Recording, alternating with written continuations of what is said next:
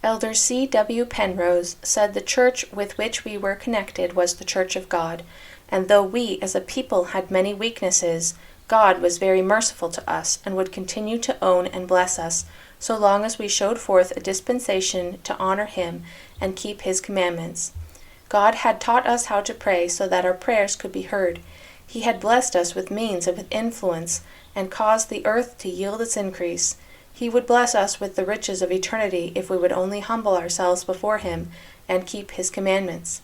He rehearsed the goodness of God in His providences while bringing us into this goodly land, and since our arrival here and partaking so freely of the blessings of our Heavenly Father, yet many of our hearts had been more or less alienated from Him by becoming worldly minded and sensual.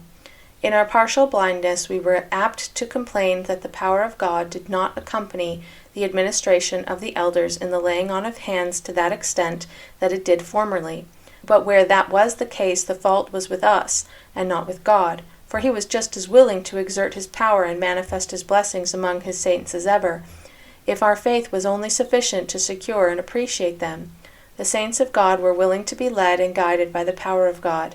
The gospel of Jesus Christ was not given to a few only, but to all who were willing to receive it, and the Spirit of Christ was poured out not only on the preacher, but the people. We were not tyrannized over as a people by our leaders, as was generally supposed by our enemies, but we were willing to be led and guided by wise and judicious counsel. The people who had inhabited this territory had come out from many countries, and from under a great variety of circumstances, and many of them had met with difficulties and trials and disappointments, but had been enabled to surmount the same by prevailing conviction that their chief business in coming here was to help to establish and build up the kingdom. Hence they continued to hold on to their allegiance to Jesus Christ, their living head.